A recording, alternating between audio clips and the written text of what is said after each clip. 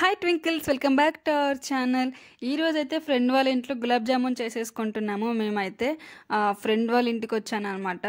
గులాబ్ జామున్ అంటే ఎవరికి ఇష్టం ఉంటుంది చెప్పండి? ప్రతి ఒక్కరికి ఇష్టమే. స్వీట్స్లో వచ్చేసి జామున్ అంటే నా ఫేవరెట్. అది కాకుండా ఇంకా ఇక్కడైతే మేము స్టార్ట్ చేసేసాము. కొంతమంది ఇందులో వాటర్ యాడ్ చేస్తారు, కొంతమంది మిల్క్ యాడ్ చేస్తారు.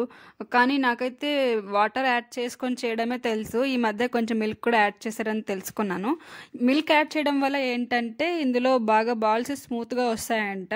అండ్ అలాగే లాస్ట్ 2 స్పూన్స్ గీ యాడ్ చేసి బాగా రెస్ట్ ఇచ్చామన్నట్టు. ఒక 10-20 మినిట్స్ అలా మేము బాగా అది నానుకోవడానికి. ఇలా చేయడం వల్ల బాగా స్మూత్గా వస్తాయి అన్నమాట. మళ్ళీ ఈ బాల్స్ క్రాక్స్ పడకుండా బాగా నీట్గా చేసుకోవాలి. ఇందులోనే ఉంటుంది, బాల్స్లోనే ఉంటుంది జామున్ అంటే చేయడం అంటే. ఇంకా ఈ క్రాక్స్ పడకుండా బాగా నీట్గా చేసుకునేసరికి మాకు ఒక 40 మినిట్స్ అలా టైం పట్టింది. అదొక పెద్ద టాస్క్ మాకు అసలు. ఇంకా ఫ్రై చేసుకొని సిరప్ కూడా మేము రెడీ చేసేసుకున్నాము. ఇలా నా ఫ్రెండ్ నా కోసం చేసి ఇవ్వడం వల్ల నాకు చాలా హ్యాపీగా అనిపించింది. ఇలా మీకు ఏమైనా మెమరీస్ ఉంటే నాతో షేర్ చేసుకోండి. ఇంకా ఆయిల్ వేడి అయిన తర్వాత మెల్లిమెల్లిగా ఒక్కొక్క బాల్ వేసుకుంటూ గోల్డెన్ బ్రౌన్ కలర్ వచ్చేంత వరకు ఫ్రై చేసుకున్నాము. ఈ బాల్స్ నాకు తెలియకుండా ఫస్ట్ టైం చేసినప్పుడు బాగా పెద్దగా చేసేసుకున్నాను. దాని తర్వాత అది ఫ్రై చేసిన తర్వాత ఇంకా పెద్దగా అయిపోయింది. సిరప్లో యాడ్ చేసి ఇంకా పెద్దగా అయిపోయింది. పెద్ద పెద్ద జామున్స్ అయిపోయినాయి. ఆ విషయం నాకు తెలియలేదు చిన్నగా చేయాలి అని చెప్పి. ఇంట్లో వాళ్ళంతా బాగా నవ్వేశారనమాట జామున్స్ చూసి. నేను ఫస్ట్ టైం గులాబ్ జామున్ అలా చేసి నాకు బాగా ఎక్స్పీరియన్స్ అయిపోయింది చిన్నగా చేయాలని చెప్పి.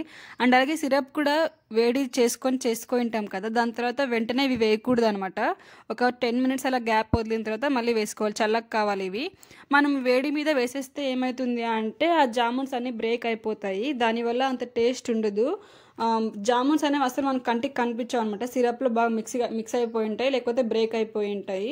అందుకే నా ఎక్స్పీరియన్స్తో చెప్తున్నాను. మీకు ఇలా జరిగింటే కమెంట్ చేయండి. అలా మీకు కాలా జామున్ తెలుసా?